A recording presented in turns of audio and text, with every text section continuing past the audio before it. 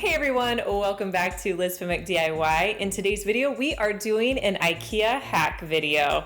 So I picked up this natural wood drawer organizer from IKEA, and it's in like their office section, and the name on it is Moppe, or I don't really know how you pronounce it. It's Moppe is the name on it, and I'll link it below for you.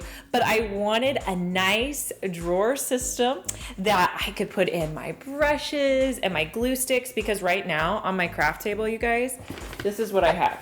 It's literally just a container of junk. And every time I need something, I'm like in there getting it out. So that's just not a good system. So I wanted something that was nice and organized. So the first thing I did was take out all the drawers, and I'm just going to flip them upside down so that I'm working on the back side of the drawers. So this next product that I picked up is probably one of my new favorite products. So it is called a Vintage Effects Wash by Decor Art, and it's in the color brown. And when I went on their website, it said that it was available at Michael's, but I went there, couldn't find it. So I bought mine on Amazon. I'll link to the one I got so you guys can get the same one. But essentially this paint acts just like a stain. So the way I applied it was just I brushed it on, and then I used a rag to pull off the paint, and it kind of works like a stain, whereas you can put on more if you want it to cover more of the wood, or you can put on less. So I just did one coat over my whole entire drawer system, and it really does look like a stain, but has the consistency of a paint and dries like a paint.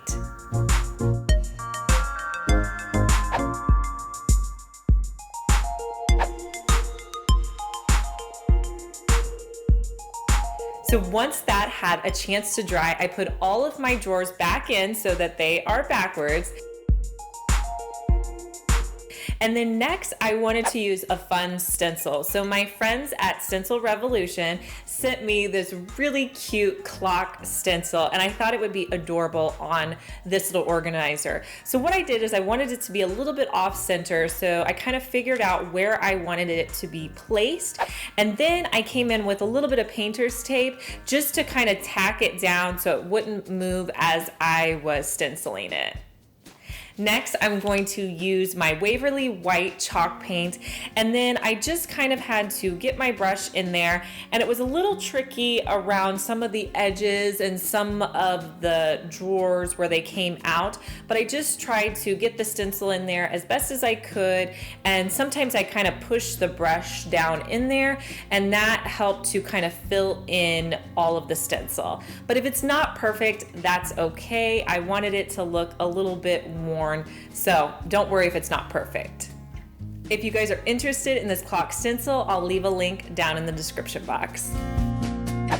So once I had it completely stenciled, I just pulled that clock stencil off, and in some areas I just filled in a little bit freehand with some white paint.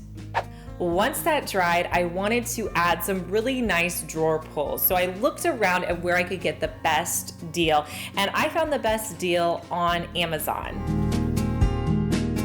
So the drawer pulls actually came in a set of, I believe, 20. I'll link below to the ones I got.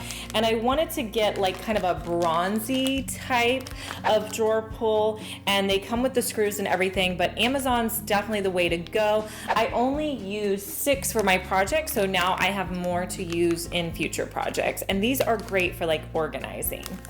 So to attach the labels, we just measured them out so that they would be in the center, and we drilled holes and added in the screws. So then to complete my labels, all I did was print out a sheet of paper with the different things I wanted to put in each drawer. Things like brushes and scissors and twine and glue sticks. I wrote on these, and that's what I'm gonna put in each of the drawers. So figure out what you want in your drawers first, and then just print them out on your paper, and make sure you leave enough space so that you can cut them out. From there, I just made a little template by putting it in the corner of the labels and then cutting it out so that you could just add that on top of your labels and cut them out. So that's what I did next. I just put that little piece of paper on top of all my labels, traced around them, and then cut the labels out. And then I just put all of the labels in.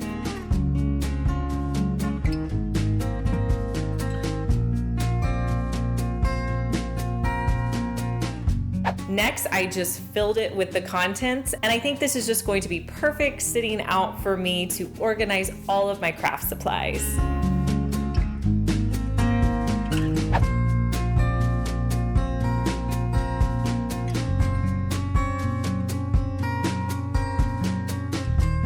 So I hope you guys liked seeing how I organized this IKEA organization bin. I love the way it looks now, and I think that's what's great about the natural wood is you can update it and make it your own.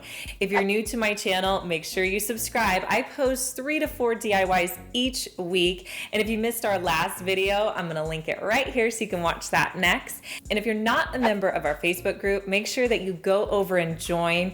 We share lots of different crafts, and everyone's posting their own projects in there, and it's a great community. It's called lizfenwickdiy group, and you can also check me out on Instagram at lizfenwickdiy, and I am always posting behind the scenes stuff for you guys. So I will talk to you in our next video. Bye.